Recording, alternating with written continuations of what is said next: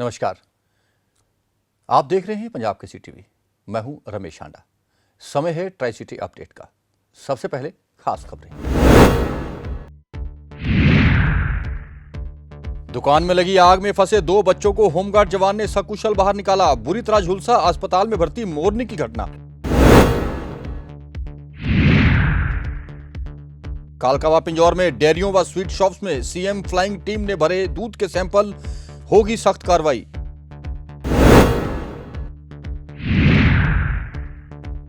और बहरेपन का कारण बन रहे हैं एयरफोन, पीजीआई के ईएनटी विभाग ने किया खुलासा। और अब खबरें विस्तार से। पंचकुला के मोरनी में पड़ते गांव जोली की एक दुकान में भीषण आग लग गई। इस आग में अंदर 2 बच्चे फंसे हुए थे, जिन्हें देख होमगार्ड का जवान आग में कूद पड़ा और बच्चों को सकुशल बाहर निकाल लिया। लेकिन बच्चों को निकालते समय वह बुरी तरह से झुलस गया है, जिसे अस्पताल में भर्ती करवाया गया है।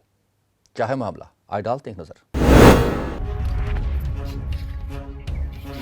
पंचकुला के मोरनी क्षेत्र में पड़ने वाले जोली गांव में एक दुकान में आग लगने से फंसे बच्चों को बचाते हुए पंचकुला पुलिस का होमगार्ड जवान बुरी तरह से जल गया। दरअसल बीते कल पंचकुला के मोरनी में स्थित जोली गांव में एक दुकान में अचानक आग लग गई। जब पंचकुला के उपायुक्त कार्यालय में मौजूद होमगार्ड कार्यालय में तैनात होमगार्ड के जवान रवि दत्त ने दुकान में लगी आग देखी, उसने बड़ी ही बहादुरी से जलती दुकान में घुसकर दुकान के अंदर फंसे 2 बच्चों को सुरक्षित बाहर निकाल दिया। लेकिन इस दौरान होमगार्ड का जवान रवि दत्त बुरी तरह से झुलस गया। हादसे में झुलसे पंचकुला पुलिस के होमगार्ड जवान रवि दत्त ने बताया कि वह पंचकुला उपायुक्त कार्यालय में स्थित होमगार्ड कार्यालय में कार्यरत है और अपनी ड्यूटी खत्म करके अपने घर गांव जोली पहुंचा ही था कि तभी उसे पता चला कि एक दुकान में आग लग गई है। जिसके बाद उसने तुरंत मौके पर पहुंच दुकान में फंसे 2 बच्चों को जलती आग में से सुरक्षित बाहर निकाल दिया। लेकिन वहां पर पड़े पेट्रोल के कारण वह बुरी तरह से झुलस गया।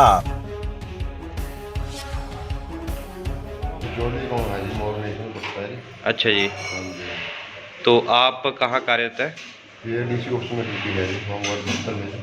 अच्छा, तो कैसे जले आप? थोड़ा वो ऐसे ही वहाँ पेट्रोल रखा था जी। अच्छा दुकान में जी, वो आग लग गई अचानक। तो आप किसी को बचा रहे थे? बच्चे थे 2 छोटे बच्चे? अच्छा, तो सुरक्षित हैं वो बच्चे अब? ठीक है। फिलहाल घायल होमगार्ड जवान का पंचकुला के सेक्टर 6 अस्पताल में उपचार चल रहा है। लेकिन जिस तरह से पंचकुला पुलिस के होमगार्ड जवान ने 2 मासूमों की जान बचाई, काबिले तारीफ है। पंजाब केसरी टीवी के लिए पंचकुला से ये ब्यूरो रिपोर्ट। पंचकुला के पिंजौर व कालका क्षेत्र में सीएम फ्लाइंग टीम ने आज दूध और दूध से बने उत्पादों को बेचने वाले डेयरी हाउस और स्वीट शॉप पर छापेमारी की, जहां से मिठाइयों के, दूध के, पनीर के और खोए के भारी मात्रा में सैंपल भरे गए हैं। यह कार्रवाई सुबह सवेरे 5 बजे शुरू हुई और दोपहर 2 बजे तक चली। करीब 60 से 70 सैंपल इस मौके पर भरे गए हैं, जिनकी जांच के बाद दुकानदारों पर सख्त कार्रवाई की बात कही जा रही है। प्रदेश के अलग अलग जिलों में आज सीएम फ्लाइंग की विभिन्न टीमों ने दूध के डेयरियों पर छापेमारी की और मुनाफाखोरों पर शिकंजा कसा। इसी कड़ी में कुरुक्षेत्र, यमुनानगर और पंचकुला में सीएम फ्लाइंग की टीमों ने छापेमारी के सैंपल लिए। कुरुक्षेत्र के जिला खाद्य निरीक्षक डॉक्टर संदीप कादियान की अगुवाई में टीम ने छापेमारी की। संदीप कादियान ने बताया कि प्रदेश भर में आज ये अभियान चलाया जा रहा है ताकि लोगों को शुद्ध गुणवत्ता का दूध मिल सके। प्रदेश भर में ये सैंपल लिए जा रहे हैं और धर्मनगरी कुरुक्षेत्र में भी अनेक डेयरियों से सैंपल लिए गए हैं। पूरे हरियाणा में मिल्क सर्वे है हमारा, मिल्क के सैंपल्स कलेक्ट कर रहे हैं हम और 4-5 दुकानों पे हमने सैंपल कलेक्ट कर लिए और गुणवत्ता जांच के लिए है ये। तो ओवरऑल मिल्क का जो हमारे पास जो बिक रहा है मार्केट में, उसका स्टैंडर्ड्स वगैरह चेक करवा रहे हैं। कितनी दुकानों की छापेमारी होती है? चौथी दुकान पे चल रही है। क्या कुछ शिकायत मिल रही थी इन लोगों को? ये एक मुख्यमंत्री उड़न दस्ता के साथ पूरे हरियाणा में एक अभियान चलाया जा रहा है। वहीं यमुनानगर में भी आज सुबह से ही सीएम फ्लाइंग दस्तों ने शहर की नामी डेयरियों पर छापेमारी की और सैंपल लिए। लगातार रेड एक्चुअली क्या है कि फूड एंड सप्लाई की कर रहे हैं हम सीएम फ्लाइंग के डिपार्टमेंट के साथ, और वहाँ पर जो भी हमें जिसकी भी कोई टिप आ रखी है उसकी हम डेयरी प्रोडक्ट्स चेक कर रहे हैं और उसको टेस्टिंग के लिए आगे भेजेंगे। इनके पास लाइसेंस अभी दिखाया तो नहीं है, बाकी देख रहे हैं, वो कह रहे हैं, ढूंढ रहे हैं। हाइजीनिक कमी है काफ़ी, तो आप अंदर जाके भी देख सकते हो, स्वच्छता नहीं है बिल्कुल भी मैन्युफैक्चर करते हुए जो प्लांट लगा हुआ है। सैंपल ले रहे हैं हम, बाकी जैसी रिपोर्ट आएगी उसके ऊपर जो है कार्रवाई बनेगी। इसी कड़ी में पंचकूला के पिंजौर में सीएम फ्लाइंग की टीम ने छापेमारी करते हुए पनीर और दूध के प्रोडक्ट बनाने वाली विभिन्न फैक्ट्रियों और डेयरियों पर छापेमारी की। जानकारी देते हुए सीएम फ्लाइंग टीम के सब इंस्पेक्टर सुरेंद्र सिंह ने बताया कि आज करीब 4 डेयरियों से सैंपल भरे गए। आज सीएम फ्लाइंग की टीम ने अलग अलग यमुनानगर, कुरुक्षेत्र, अंबाला और पंचकूला के पिंजौर में सैंपल भरकर लैब में चेकिंग के लिए भेज दिए हैं। सैंपलों में यदि कोई गड़बड़ या मिलावट पाई जाती है तो कंपनी या डेयरी के खिलाफ आगे की कार्रवाई की जाएगी। सरकार के आदेश अनुसार पूरे हरियाणा में इसकी खाद्य पदार्थ की खासकर दूध, दही, इसमें कोई मिलावट ना हो, उस बारे पनीर वगैरह उस बारे ये स्पेशल रेड थी और हमने यहाँ पंचकूला टीम ने यहाँ पर पिंजौर में की है। कालका डेयरी है और ये मेट्रो डेयरी है, भागसिंह डेयरी है और इन पर सैम्पलिंग करी है। ये FSO फूड सेफ्टी ऑफिसर आए हुए हैं साथ और हमने 2-3 जो भी सूटेबल सैम्पलिंग करी है जो ज़रूरत के अनुसार। सामान में पनीर की, दूध की, घी की और रिफाइंड जो पनीर में यूज़ करते हैं उसकी रिफाइंड की सैम्पलिंग की है और एक सिट्रेट एसिड होता है केमिकल कालका डेयरी से, उसकी की थी। अच्छा, इसके एग्जामिनेशन के बाद लैब में भेजा जाएगा, उसके बाद जो होगा रिजल्ट उसके अनुसार ये फूड सेफ्टी ऑफिसर अपनी लीगल कार्रवाई करेंगे उनके खिलाफ। जो भी है फाइन का या सजा का प्रावधान जो होगा वो अडॉप्ट किया जाएगा। बहरहाल प्रदेश में अलग अलग विभागों में सीएम फ्लाइंग टीमों की ओर से की गई छापेमारी के बाद अब देखना होगा लिए गए सैंपलों की जांच रिपोर्ट में क्या कुछ सामने आता है और क्या कार्रवाई आगे की जाती है। पंजाब केसरी टीवी के लिए कुरुक्षेत्र से अशोक यादव के साथ पंचकूला और यमुनानगर से ब्यूरो रिपोर्ट। शुक्रवार को सेक्टर 32 स्थित वाटर वर्क्स में कर्मचारियों ने जोरदार प्रदर्शन किया, जिन्हें अन्य विभागों के कर्मचारी यूनियंस का भी प्रदर्शन में साथ मिला था। इन कर्मचारियों का आरोप है कि वे प्रशासन से कई बार गुहार लगा चुके हैं, लेकिन ना तो अब तक उन्हें डीसी रेट पर वेतन दिया जा रहा है और ना ही खाली पड़े पदों को भरा जा रहा है। ਇਹ ਸਰ ਚੰਡੀਗੜ੍ਹ ਐਡਮਿਨਿਸਟ੍ਰੇਸ਼ਨ ਦੇ ਖਿਲਾਫ ਲਗਾਤਾਰ ਸਾਡੇ ਪ੍ਰਦਰਸ਼ਨ ਚੱਲ ਰਹੇ ਆ। 7 ਫਰਵਰੀ ਨੂੰ ਆਪਾਂ ਡੀਸੀ ਆਫਿਸ ਦੇ ਸਾਹਮਣੇ ਪ੍ਰੋਗਰਾਮ ਕੀਤਾ ਸੀ। ਅੱਜ ਉਸੇ ਕੜੀ ਦੇ ਵਿੱਚ ਅਗਲਾ ਪ੍ਰੋਗਰਾਮ ਸਾਡਾ ਚੱਲ ਰਿਹਾ। ਇਹ ਪ੍ਰੋਗਰਾਮ ਲਗਾਤਾਰ ਚੱਲ ਰਿਹਾ ਜਿਹੜਾ ਚੰਡੀਗੜ੍ਹ ਪ੍ਰਸ਼ਾਸਨ ਤੇ ਕੇਂਦਰ ਦੀ ਸਰਕਾਰ ਮੁੰਦਰਾਕਰਨ ਦੀ ਨੀਤੀ ਦੇ ਤਹਿਤ ਸਰਕਾਰੀ ਅਦਾਰਿਆਂ ਨੂੰ ਪ੍ਰਾਈਵੇਟ ਕਰ ਰਹੀ ਆ। ਇੱਕ ਤੇ ਆਪਾਂ ਉਹਦਾ ਵਿਰੋਧ ਕਰ ਰਹੇ ਆ। ਚੰਡੀਗੜ੍ਹ ਦੇ ਸਾਰੇ ਮੁਲਾਜ਼ਮ, ਸਾਰੇ ਲੋਕ ਇਸ ਗੱਲ ਦਾ ਵਿਰੋਧ ਕਰ ਰਹੇ ਆ। ਦੂਸਰਾ ਮੁੱਦਾ ਅੱਜ ਦਾ ਸਾਡਾ ਇਹ ਆ ਕਿ ਜਿਹੜਾ ਚੰਡੀਗੜ੍ਹ ਐਡਮਿਨਿਸਟ੍ਰੇਸ਼ਨ ਸਾਡੇ ਨਾਲ ਇੱਕ ਵਾਅਦਾ ਕੀਤਾ ਸੀ ਕਿ ਜਦੋਂ ਡੀਏ ਵਧੂਗਾ ਡੀਸੀ ਰੇਟ ਹੋਰ ਵਧਾਏ ਜਾਣਗੇ। ਸਾਡਾ 1/1/2004 ਨੂੰ 18% ਡੀਏ ਬਣਦਾ, 1/1/2021 ਨੂੰ 18% ਜਿਹੜਾ ਵਾ ਡੀਸੀ ਰੇਟ ਬਣਦੇ ਸੀ। ਇਹਨਾਂ ਨੇ ਸਾਨੂੰ ਦਿੱਤੇ ਆ 7%। ਆਪਾਂ ਇਹਨਾਂ ਨੂੰ ਬੇਨਤੀ ਕਰ ਰਹੇ ਹਾਂ ਕਿ ਜਦ ਸਾਡਾ ਡੀਏ ਵੱਧ ਗਿਆ, ਰੈਗੂਲਰ ਮੁਲਾਜ਼ਮਾਂ ਦਾ 25% ਡੀਏ ਹੋ ਗਿਆ 1/1/2021 ਤੋਂ, ਤੇ ਸਾਡਾ ਜਿਹੜਾ ਡੀਸੀ ਰੇਟ ਵੀ ਜਿਹੜੇ ਆ ਉਸ ਰੇਂਜ ਨਾਲ ਵਧਣੇ ਚਾਹੀਦੇ ਆ। 7% ਵਧਾਇਆ, 11% ਹੋਰ ਬਣਦੇ ਸਾਡੇ ਦੇਣ। ਉਹ ਸਰਕਾਰ ਇਸ ਪਾਸੇ ਵੱਲ ਗੱਲਬਾਤ ਚੱਲ ਰਹੀ ਆ, ਨਾ ਕਰਦੇ ਨਹੀਂ ਤੇ ਕਰਦੇ ਵੀ ਨਹੀਂ ਕੰਮ। ਡੀ ਸਾਹਿਬ ਨਾਲ 2 ਮੀਟਿੰਗਾਂ ਸਾਡੀਆਂ, ਉਹਨਾਂ ਨੇ ਆਸ਼ਵਾਸਨ ਦਿੱਤਾ ਇਸ ਗੱਲ ਤੇ ਕਿ ਇਹ ਤੁਹਾਨੂੰ ਇਹਦਾ ਲਾਭ ਦਿੱਤਾ ਜਾਊਗਾ 11% ਦਾ, ਪਰ ਉਹਨਾਂ ਦੀ ਕੋਸ਼ਿਸ਼ ਚੱਲ ਰਹੀ ਆ ਕਿ 1/4/2022 ਨੂੰ ਜਾ ਕੇ ਕਰੀਏ। ਜੇ 22 ਨੂੰ ਕਰਦੇ ਸਾਡਾ ਉਹਦੇ 'ਚ ਨੁਕਸਾਨ ਹੋਣਾ, ਜਿਹੜਾ ਪਿਛਲਾ ਏਰੀਆ ਸਾਨੂੰ ਨਹੀਂ ਮਿਲਣਾ। ਆਪਾਂ ਬੇਨਤੀ ਕਰ ਰਹੇ ਪ੍ਰਸ਼ਾਸਨ ਨੂੰ ਫਿਰ ਕਿ 1/1/2021 ਤੋਂ ਸਾਨੂੰ ਜਿਹੜਾ 11% ਡੀਸੀ ਰੇਟ ਵਧਾ ਕੇ ਦਿੱਤਾ ਜਾਵੇ। ਦੂਸਰਾ ਮਸਲਾ ਇਸ ਵੇਲੇ ਜਿਹੜਾ ਨਿੱਜੀਕਰਨ ਬਾਰੇ ਬਿਜਲੀ, ਮੈਂ ਇੱਕ ਗੱਲ ਕਰਨਾ ਚਾਹੂੰਗਾ ਜ਼ਰੂਰ, ਜਿਹੜੇ ਬਿਜਲੀ ਦੇ ਮੁਲਾਜ਼ਮਾਂ ਤੇ ਚੰਡੀਗੜ੍ਹ ਐਡਮਿਨਿਸਟ੍ਰੇਸ਼ਨ ਨੇ ਜਿਹੜਾ ਐਕਸ਼ਨ ਲਿਆ ਉਹ ਤੇ ਆਪਾਂ ਜ਼ਰੂਰ ਪ੍ਰਸ਼ਾਸਨ ਨੂੰ अपील करेंगे। यूक्रेन से भारतीय स्टूडेंट्स का वापस आना लगातार जारी है। ऐसी एक छात्रा जीरकपुर में अपने घर सकुशल वापस पहुंच गई, जिसके बाद उसके परिजनों ने राहत की सांस ली है। यहां पहुंची छात्रा ने बताया कि वह 3 दिन तक भूखी रही। हालात ये हो चुकी थी कि उससे चला भी नहीं जा रहा था, यहाँ तक कि वह रास्ता भी भटक गई थी। लेकिन बावजूद इसके उसने घर वालों को इसकी जानकारी नहीं दी ताकि घर वालों को परेशानी पेश न आए। यूक्रेन से आई इस छात्रा से हमने खास बातचीत भी की।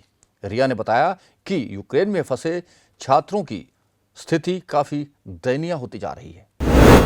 जब एयर साइरेंस होते थे तब तो हमें बंकर्स में इमीडिएटली भागना पड़ता था। तो हेल्प के लिए मतलब कोई नहीं, मतलब लोकल पीपल हेल्प नहीं करते थे।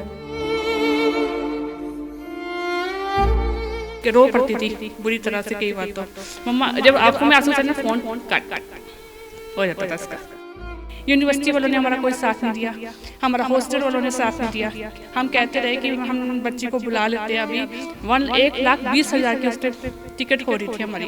हमने कहा हम जैसे मर्जी करवा लेंगे, बच्चे को हमने बुलाना, प्लीज़ आप भेज दो। कहते नहीं, ऑफलाइन क्लासेस होगी।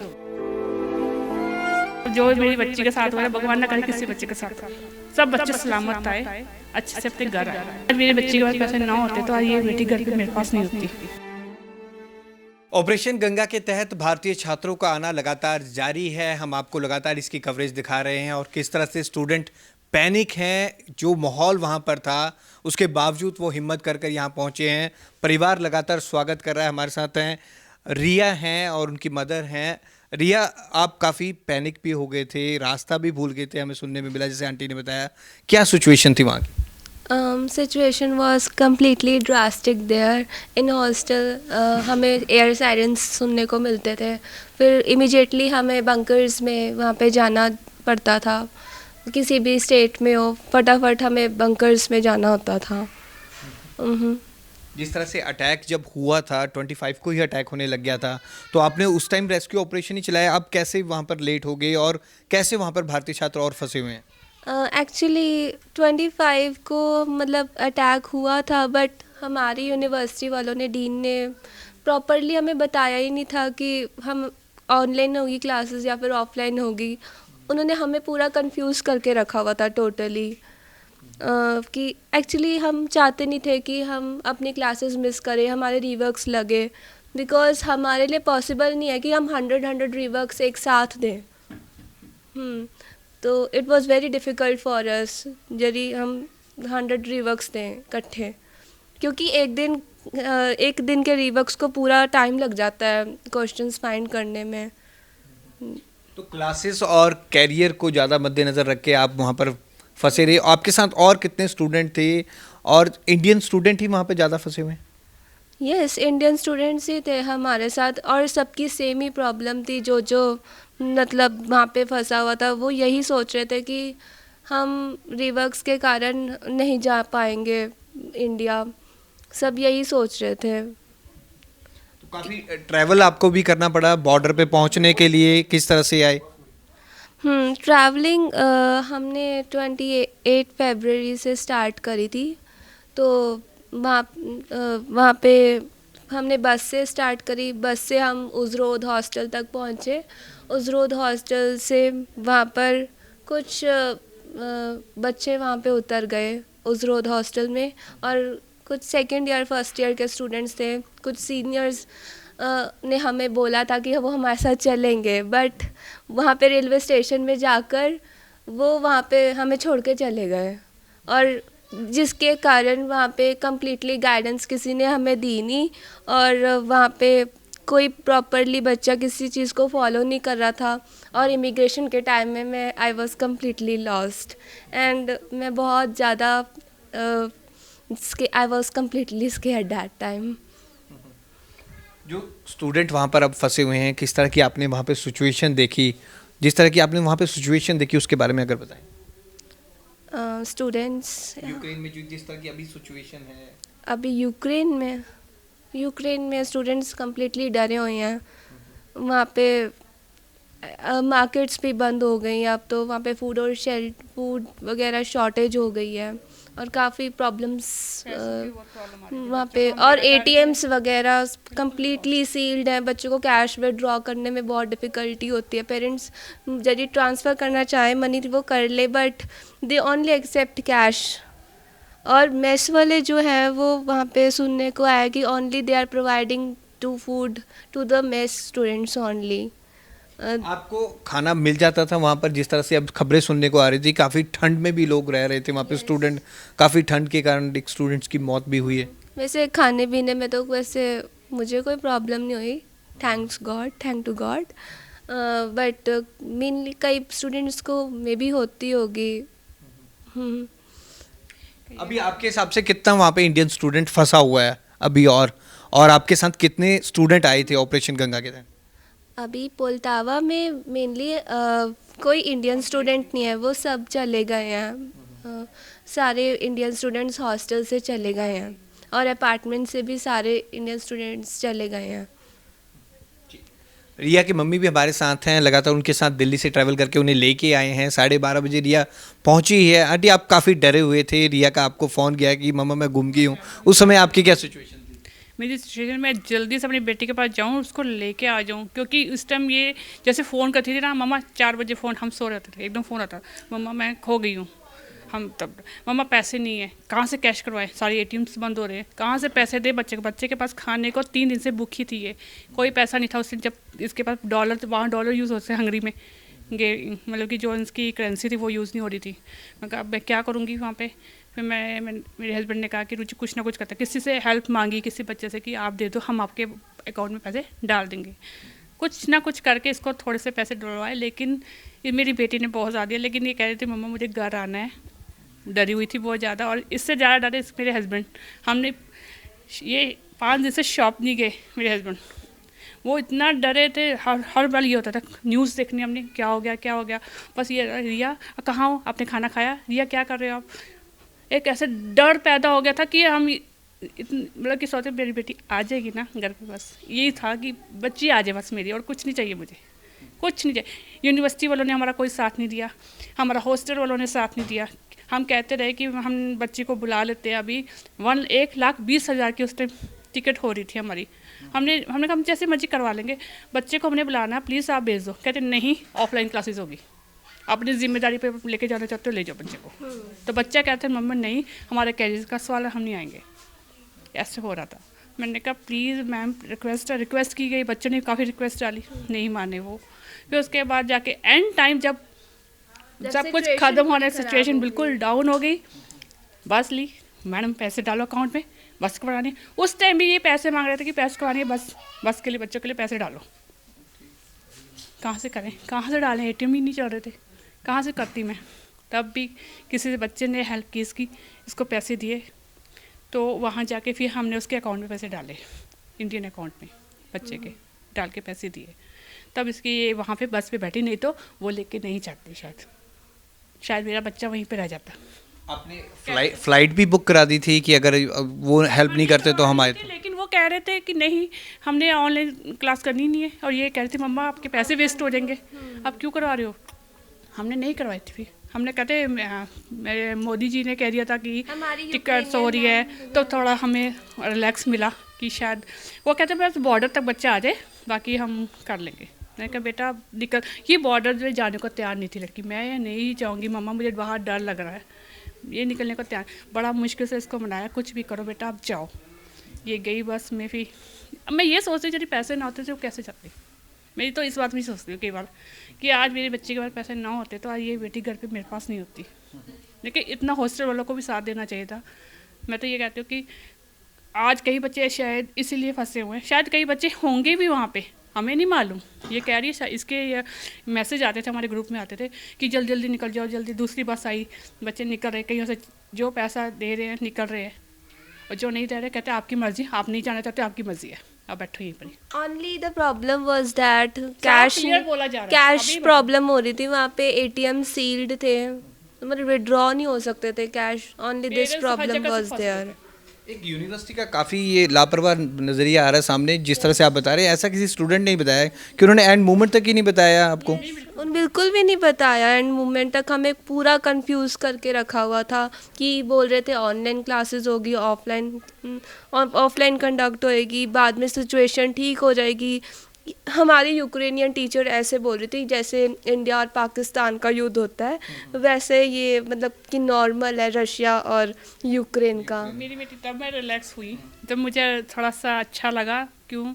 जब मेरी बच्ची को वहाँ पहुँच गई सेफ जगह बॉर्डर पे, वहाँ पे जहाँ मोदी जी ने बच्चों को कमरे दिलाए हुए थे, बच्चों को खाने को कुछ मिल रहा था, तब मेरे हस्बैंड ने शायद खाना खाया उस दिन कि रुचि मैं खाना खाऊंगा, नहीं तो मेरे हस्बैंड भी खाना नहीं खाते। Border was very nice really. उन्होंने वहाँ पे पूरा सिस्टमैटिक वे से किया था। मोदी जी ने अरेंजमेंट किया था और एयरपोर्ट तक मेरी बच्ची सेफ गई। बस इसका किया हुआ था।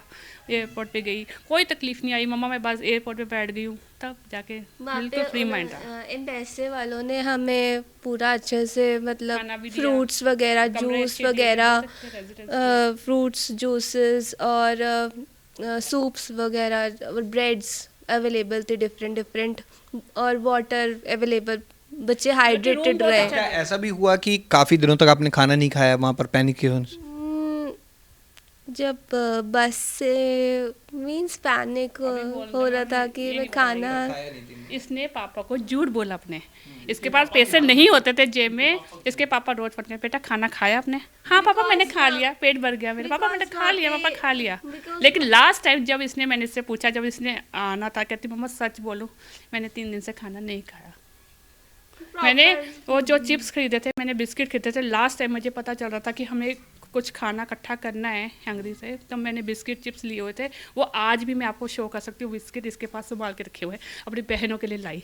कहती मैं क्या खा लिया, कैसे आती, छोटी बहन है इसकी, छोटी है, कहती कि आपके लिए मैं वो लाई हूँ, वो इसने कुछ नहीं खाया, उनको दे दिया। और जो वहाँ से प्रोवाइड हुआ था खाना, इसको ब्रेड जो भी जूसेस वो उसने खाया। हाँ, वो मैंने खाया था, वो उसने खाया, वहाँ आके खाया, बॉर्डर पे, जहाँ पे इसको सेफ्टी मिली। अदरवाइज मेरी बच्ची ने नहीं। एम्बेसी वालों ने बहुत अच्छे से सिस्टम किया था, थैंक यू मोदी जी। हमेशा पापा के सामने स्माइल फेस, पापा बहुत खुश, पापा कुछ नहीं हुआ, पता नहीं कैसे ये लड़की। लेकिन मैं देख रही हूँ कि जैसे इसकी हालत ही, रो पड़ती थी बुरी तरह से कई बार, तो मम्मा जब आंखों में आंसू थे ना, फ़ोन कट हो जाता था इसका, कि ये टेंशन नहीं देना चाहती थी हमें बिल्कुल भी। ये भी इनके नानू भी फ़ोन करते थे, सारे मामू, इसके मामी सारे फ़ोन करते थे यहाँ से रिया, लेकिन इसने कभी किसी को नहीं बताया, बताती नहीं थी, कभी नहीं इसने बताया। और आज इसके पापा कहते तू खा, जितना तू खा, तू पहले खाना खा, बाद में व्रत करना। आज मैं तभी आपसे शायद मैंने कहा ना, मैं आपको कुछ नहीं बताना चाहती, मेरे साथ जो मेरी बच्ची के साथ हुआ है, भगवान ना करे किसी बच्चे के साथ हो, सब बच्चे सलामत आए, अच्छे से अपने घर आए। जब उस लड़का नवीन की डेथ हुई है, उसके लिए आज भी मन दुखी होता है कि वो लड़का चला गया, लेकिन नहीं, वो ऐसे होना नहीं चाहिए था उसके साथ। वो भी एक किसी के शायद इकलौता बेटा या 2 बहनों भाई था, कैसा था, 4th ईयर में था, 4th ईयर था उसका। ये ऐसी भी सिचुएशन आई थी यूक्रेन में, जो लोकल पीपल थे वो हेल्प करते थे, लेकिन जिस तरह से अटैक होते थे काफ़ी छुप छुप कर रहना पड़ता था, बंकर में जाना पड़ता था हर समय बात करते ही। जब एयर साइरेंस होते थे तब तो हमें बंकर्स में इमीडिएटली भागना पड़ता था। तो हेल्प के लिए कोई नहीं आता, हेल्प के लिए मतलब कोई नहीं, मतलब यदि कि हेल्प होती तो ये लोकल पीपल हेल्प नहीं करते थे। ठंड बहुत होती थी, ठंड बहुत, it was very chilled out, minus में वहाँ पे temperature, no yes minus, but ठंड थी वहाँ पे, यस ठंड। अब फाइनली आप इंडिया पहुँच चुके हैं, अपने घर में पहुँच चुके हैं, कैसा फील हो? आई एम वेरी हैप्पी, बहुत ज़्यादा खुश है मामा। आज मैं मामा अपनी मामी को स्पेशल फ़ोन कह रही है, मम्मी मेरे लिए आज, इसकी मामी मुझे क्या बनाऊँ बेटा, तो बताओ मम्मी, जो मुझे आपको पता है मेरे फेवरेट राजमा चावल पनीर सब बनाओ, मैं सब कुछ खाऊंगी। मैंने इतने टाइम, जो बच्चे ने खाना ना खाया वो सब कुछ खाना करेगा। मम्मा आलू के परांठे खाने हैं, मम्मा मुझे ये खाना है, मीठी डिश में मुझे ये खाना, गुलाब जामुन सब कुछ खाना, मुझे सब कुछ चाहिए। मैं कहा सब कुछ मिलेगा, तू आ तो जाए एक बार मेरे पास। जब हम वहाँ पे एयरपोर्ट पे गए, इसने वहाँ पे, जबकि रिपोर्टर सारे आए हुए थे, ये वहाँ से छुप के निकल गई, इंटरव्यू नहीं दिया इसने। क्यों? ये वो होते ना गेट नंबर होते 1 2 3, जबकि इन्होंने आना था 4 से, इनको बोला गया था नहीं 6 से आना था, ये 1 से निकल के आ गई। कहती नहीं मम्मा मैं फेस नहीं कर पाऊँगी किसी को, मुझे नहीं करना फेस, मैं उस चीज़ से नहीं जाना चाहती जो मेरे साथ हो चुका है। रिया अब फाइनली इंडिया पहुंच चुकी है, बल्टाना जिला मोहाली के रहने वाले हैं, उनकी मां के हम खुशी देख सकते हैं, और जिस तरह का मंजर उन्होंने वहां बताया, वो उम्मीद कर रही हैं कि सभी भारतीय छात्र भी इंडिया सकुशल वापस लौट आएँ, और खासकर इंडियन एम्बेसी और ऑपरेशन गंगा के तहत जो बच्चे पहुंच रहे हैं उस पर भी वो आभार व्यक्त कर रही हैं। कैमरामैन अमित के साथ भगवत सिंह, पंजाब केसरी, जगबानी टीवी, चंडीगढ़। पंचकुला की क्राइम ब्रांच ने लोगों को मोबाइल फोन का वीआईपी नंबर दिलवाने के नाम पर ठगी करने वाले गिरोह के 2 सदस्यों को गिरफ्तार किया है। यह लोग ऑनलाइन लोगों को मोबाइल का मनमाना नंबर दिलाने के नाम पर पैसे वसूला करते थे। इनसे 10,000 रुपए की नकदी भी पुलिस ने बरामद की है। पुलिस का दावा है कि इस गिरोह में और भी कई सदस्य शामिल हैं, जिन्हें जल्द गिरफ्तार किया जाएगा। पंचकूला क्राइम ब्रांच 26 ने लोगों को मोबाइल के वीआईपी नंबर देने का झांसा देने वाले गैंग के 2 आरोपियों को गिरफ्तार किया है। ये गैंग व्हाट्सएप ग्रुप बनाकर वीआईपी मोबाइल नंबर देने का झांसा देती थी और ऑनलाइन खाते में पैसे मंगवाने के बाद मोबाइल बंद कर देती थी। क्राइम ब्रांच 26 ने एक शिकायत के आधार पर इस गैंग के 2 लोगों को गिरफ्तार किया है और इस गैंग के सदस्यों से कई मोबाइल में रजिस्टर के साथ साथ 10,000 इंडियन करेंसी भी बरामद की है। पुलिस का दावा है कि जल्द ही इस गैंग के अन्य सदस्यों को भी गिरफ्तार कर लिया जाएगा। मामले में जांच कर रहे जांच अधिकारी तेजेंद्र सिंह ने बताया कि ये गैंग पंजाब और हरियाणा के क्षेत्र में एक्टिव है। ये लोग एक व्हाट्सएप ग्रुप बनाकर वीआईपी मोबाइल नंबर देने का झांसा देते थे और पैसे खाते में मंगवाकर नंबर नहीं देते थे। ये आरोपी लोगों को झांसा देने के लिए बार बार अपनी लोकेशन चेंज करते रहते थे। उन्होंने बताया कि पकड़े गए आरोपियों से कुछ मोबाइल रजिस्टर पर रिकॉर्ड और करीब 10,000 इंडियन करेंसी मिली है। सर, आज एक वीआईपी नंबर देने के जो एवज में ठगी करने वाला गिरोह पकड़ा है, क्या था ये पूरा मामला? एक्चुअली क्या है कि एक गिरोह है जो पंजाब और हरियाणा के एरिया में काम कर रहा है। चंडीगढ़ में भी इन्होंने कई वारदातें करी हैं। इनका मेन मोडस ऑपरेंडी ये है कि ये पहले वीआईपी नंबर बेचने का प्रलोभन देते हैं। वो ऐसे देते हैं कि एक वीआईपी नंबर का ग्रुप व्हाट्सएप पर तैयार करते हैं, उसमें किसी ना किसी अननोन नंबर्स को ऐड करते हैं। उनको ऐड करने के बाद जब वो नंबर देखते हैं कि हाँ ये ग्रुप है कि वीआईपी नंबर यहाँ पर मिल रहे हैं, तो वो उसमें बताते हैं कि ये नंबर कितने का मिलेगा। तो उसको ये एक अमाउंट बताते हैं कि 15,000, भाई ज़्यादा जीरो हो तो उसमें 25,000। तो ये इस तरह से उनको बताते हैं और कहते हैं कि आप हमें सेपरेटली कॉल करिए इस नंबर पर और हम आपको ये नंबर वीआईपी आपके नाम पर इशू कर देंगे। लेकिन क्या करते हैं कि ये वहाँ से एक ना सिस्टम होता है हमारे पास कि जो भी आपने किसी भी का भी नंबर आपने कहीं भी पोर्ट करवाना है ना, तो आपको एक port PUC code company issue करती है। तो ये क्या करते हैं कि बोलते हैं ये हमने पीयूसी कोड आपको इशू कर दिया है, इस पीयूसी कोड को लेकर आप किसी भी सर्विस प्रोवाइडर के पास जाइए, वहाँ से आप सिम लीजिए और हम आपको ये कोड भेज देंगे। वो आप कोड डाल लेना तो नंबर ये आपके पास चलने लग जाएगा। लेकिन ये बहुत चालाकी से उस पीयूसी कोड को भेजने के बाद 24 घंटे के बीच में उसको डीएक्टिवेट कर देते हैं। जो वो फ्रॉड की मनी जब इनके पास चली जाती है तो उसको पीछे से डीएक्टिवेट कर देते हैं। तो वो क्या होता है कि फ्रॉड जो बंदा जो विक्टिम है उसके पैसे भी चले जाते हैं और उसको नंबर भी नहीं मिलता। फिर वो उसको कहते हैं कि अगर आपको ये नंबर दबाना है तो 10,000 और डालिए, इस खाते में डालिए। और ये खाते जिनमें पैसे डलवाते हैं वो भी सारे खाते इनके जाली होते हैं। किसी जैसे कोई बिहार से है, कोई यूपी से है, उसको कहा भी मैं तेरा लोन करवा दूंगा। इस तरह से इस गिरोह के पीछे हम लगे हुए हैं और बहुत जल्दी हम इसका पर्दाफाश करेंगे। हमने इसमें 2 आरोपी अभी पकड़े हैं, जिनमें से एक आरोपी जो अमृतसर का है। दोनों आरोपी वैसे अमृतसर की हैं। एक का मेन रोल ये था कि वो जाली सिम बना के देता था और दूसरे का रोल ये था कि वो कॉलिंग करता था। और जो इसके मुख्य सरगना है वो लुधियाना के हैं, दोनों भाई हैं। तो उनको जल्दी से जल्दी पकड़ा जाएगा और इस गिरोह का पर्दाफाश किया जाएगा। आरोपियों के नाम? ये ऑपरेट कहाँ से करते थे पूरा? ये क्या करते हैं कि ये अपनी हर टाइम लोकेशन चेंज करते रहते हैं और ये नए नए नंबर्स को बार बार यूज़ करते और तोड़ते रहते हैं। तो ऑपरेट करने का मुख्य तो ये लुधियाना से ऑपरेट कर रहे हैं और लुधियाना और अमृतसर, इनकी लोकेशन जो है वो दोनों जगह पर ही चेंज होनी पाई गई हैं। तो किन किन स्टेट्स के लोगों को ये ठगते थे? ये देखिए, ये एक्चुअली क्या करते हैं, रफली आइडिया लेके ये मोबाइल नंबर्स को डालते हैं, क्योंकि मोबाइल नंबर जो वीआईपी नंबर वही लेता है जिसके पास पहले से वीआईपी नंबर मौजूद होता है।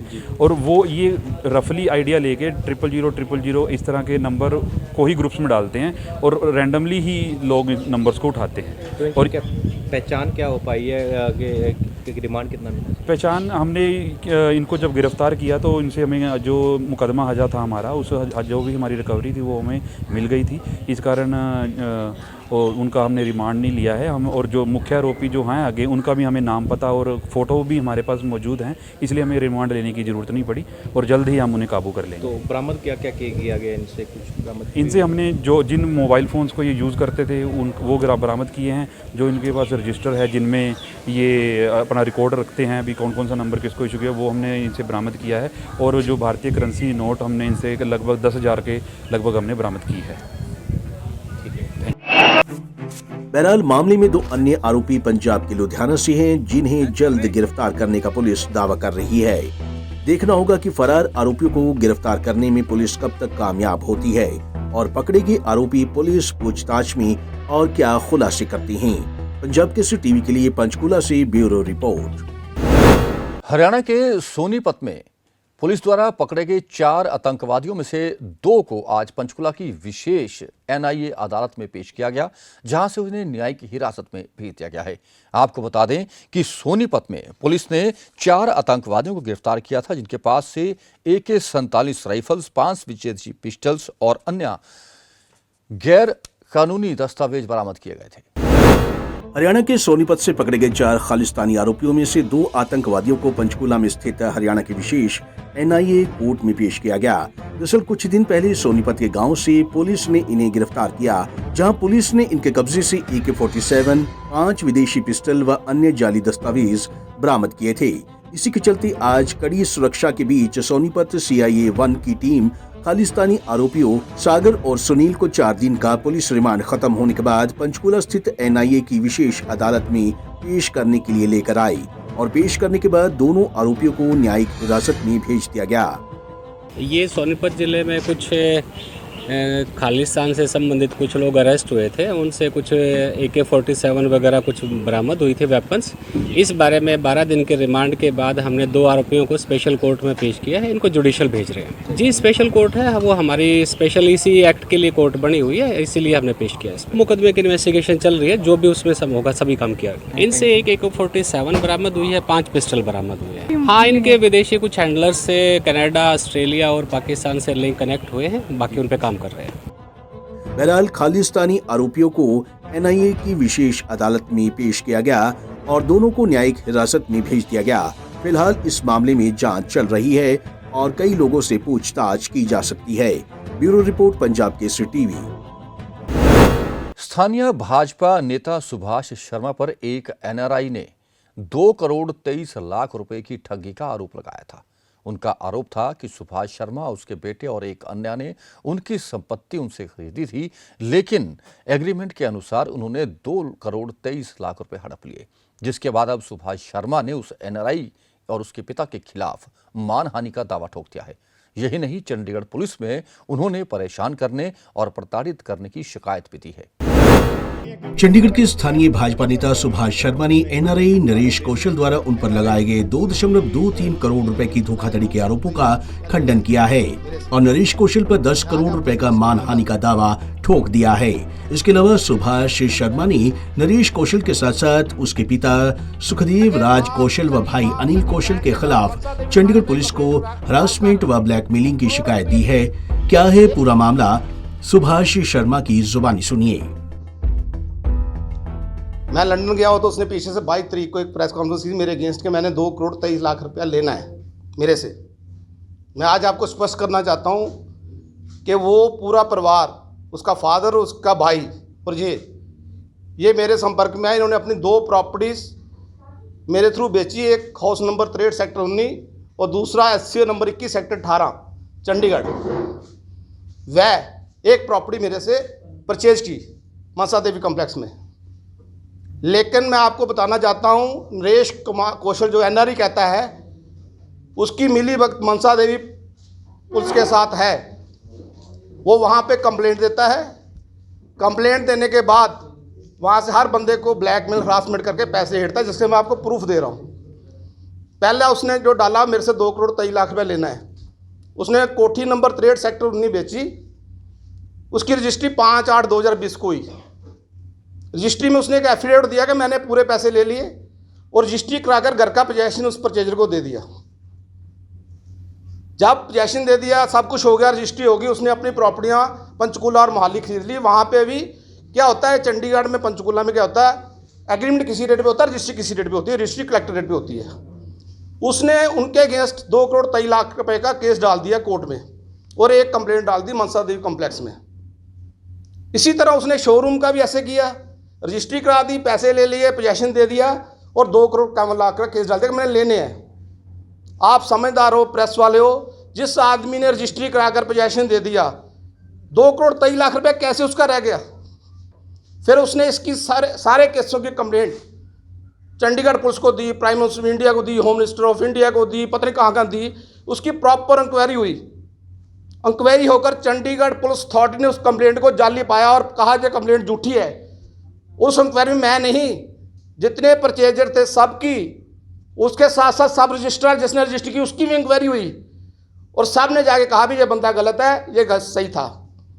मैं बताना चाहता हूँ उसने उस एवज में, ब्लैकमेलिंग एवज में कोठी के अगेंस्ट 50 लाख मनसा देवी कॉम्प्लेक्स थाने में कंप्लेंट डाल के लिया उस परचेजर से दोबारा। फिर उसने शोरूम वाले से भी ऐसे ब्लैकमेल करके पैसे लिए। उसने अपने सगे बाप, सगी माँ और सगी बहन के खिलाफ मनसा देवी थाने में कंप्लेंट। वहीं दूसरी ओर एनआरआई नरेश कौशल ने भी अपना पक्ष सुनाया। उन्होंने अपने ऊपर लगे सभी आरोपों को झूठा करार दिया और पूरे मामले की जांच पड़ताल करने की बात कही। नरेश कौशल ने आगे क्या कहा वो भी सुन लीजिए। मैं कनेडियन सिटीजन है। ਅੱਜ ਮੈਨੂੰ ਪਤਾ ਸੁਭਾਸ਼ ਸ਼ਰਮਾ ਜੀ ਨੇ ਸੈਕਟਰ 27 ਦੇ ਵਿੱਚ ਪ੍ਰੈਸ ਕਾਨਫਰੰਸ ਕੀਤੀ ਮੇਰੇ ਅਗੇਂਸਟ ਐਲੀਗੇਸ਼ਨਸ ਲਾਉਣ ਦੇ ਲਈ। ਉਹਦੇ ਬਾਰੇ ਮੈਂ ਤੁਹਾਨੂੰ ਕਈ ਚੀਜ਼ਾਂ ਹਾਈਲਾਈਟ ਕਰਨਾ ਮੰਗਦਾ ਹੈਗਾ। ਪਹਿਲੀ ਗੱਲ ਤਾਂ ਸੁਭਾਸ਼ ਸ਼ਰਮਾ ਨੇ ਕਿਹਾ ਕਿ ਮੈਂ ਠੱਗੀਆਂ ਮਾਰਦਾ ਔਰ ਮੈਂ ਇੱਥੇ ਠੱਗੀਆਂ ਮਾਰਨ ਦੇ ਲਈ ਆਇਆ। ਮੈਂ ਇਨਕਮ ਟੈਕਸ ਪੇਈ ਹੈਗਾ US ਐਂਡ ਕੈਨੇਡਾ 'ਚ। ਮੈਂ $2 ਲੱਖ ਮੇਰੀ ਇਨਕਮ ਹੈ। क्या थोनू लगता मैं इत्थे ठगियां मारन दे ले आया? वो कहते किसी को 50 लाख ले लिया, किसी को वो ले लिया ठगी दे लिए। मैं उहदे लिए तो आया नहीं। दूसरी गल उन्होंने हाईलाइट की कि मेरे पेरेंट्स और मेरे फैमिली दे नाल इशूज़ हैगे। मैं अपने पेरेंट्स दे नाल, अपने फादर दे नाल रह रहे हैं और उन्हों दे नाल ही रह रहे हैगे। और जिहड़ा ये मेरा पर्सनल मामला है, ये ਇਹਦੇ ਦੇ ਨਾਲ ਕੋਈ ਪ੍ਰੋਪਰਟੀ ਔਰ ਸੇਲ ਦੇ ਲਈ ਤਾਂ ਕੋਈ ਮਾਮਲਾ ਹੈ ਹੀ ਨਹੀਂ ਆ। ਔਰ ਇਹ ਨਾ ਫਿਰ ਇਹ ਕਹਿੰਦੇ ਜਿਸ ਦਿਨ ਰਜਿਸਟਰੀ ਹੋ ਗਈ ਸੀਗੀ ਉਸ ਦਿਨ ਮੈਂ ਐਫੀਡੇਵਿਟ ਇਸ਼ੂ ਕੀਤਾ ਸੀਗਾ।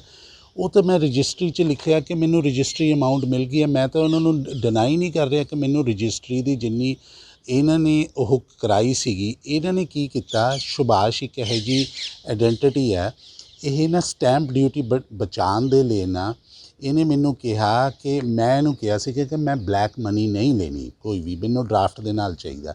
ਇਹਨੇ ਕਿਹਾ ਰਜਿਸਟਰੀ ਇੰਨੇ ਦੀ ਕਰਵਾ ਦੇ, ਬਾਕੀ ਮੈਂ ਤੈਨੂੰ ਡਰਾਫਟ ਦੇ ਨਾਲ ਪੇਮੈਂਟ ਦੇਵਾਂਗਾ। ਔਰ ਇਹਨੇ ਮੈਨੂੰ ਕੋਈ ਪੇਮੈਂਟ ਨਹੀਂ ਦਿੱਤੀ।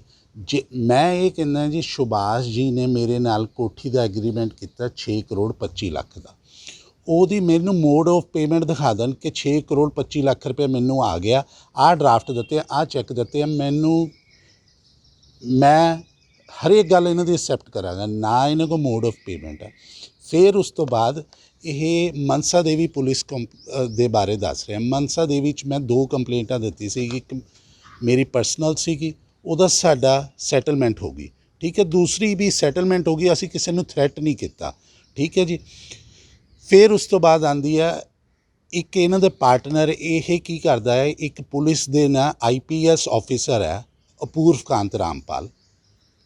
ਉਹਨਾਂ ਦੇ ਬੇਟੇ ਦੇ ਨਾਲ ਇਹਨੇ ਇਹ ਡੀਲਿੰਗ 'ਚ ਪਾਰਟਨਰਸ਼ਿਪ ਕੀਤੀ ਔਰ ਉਹਨੇ ਐਫੀਡੇਵਿਟ ਦਿੱਤਾ। ਉਹਨੇ ਸਾਨੂੰ ਐਫੀਡੇਵਿਟ ਦਿੱਤਾ। ਉਹਨੇ ਪੁਲਿਸ ਨੂੰ ਸਟੇਟਮੈਂਟ ਦੇ ਕੇ ਆਇਆ ਸੈਕਟਰ 19 ਦੇ थाने ਦੇ ਵਿੱਚ कि मैं सुभाष के नाल पार्टनर है। बहरहाल दोनों पक्ष खुद को बेकसूर बता रहे हैं। खैर किसने किसके साथ ठगी की है वो तो जांच के बाद ही साफ हो पाएगा। पंजाब केसरी टीवी के लिए चंडीगढ़ से कुलदीप कुमार की रिपोर्ट। आजकल युवाओं को आपने देखा होगा कि हाथ में मोबाइल फोन और कान में एयरफोन लेकर घूमते हैं। चाहे वो गाड़ी हो चाहे बाजार हो, कानों में एयरफोन लगे रहते हैं। लेकिन आपको बता दें कि ये एयरफोन आपकी कान की सुनने की स्थिति पर बुरा असर डाल रहे हैं। यह दावा किया है पीजीआई के ईएनटी विभाग ने।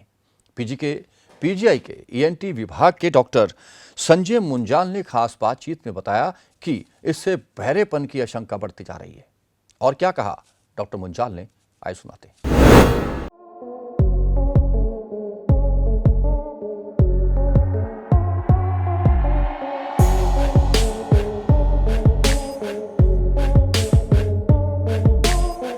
आजकल लोगों में हेडफोन लगाकर म्यूजिक सुनने या बात करने का क्रेज बढ़ता जा रहा है।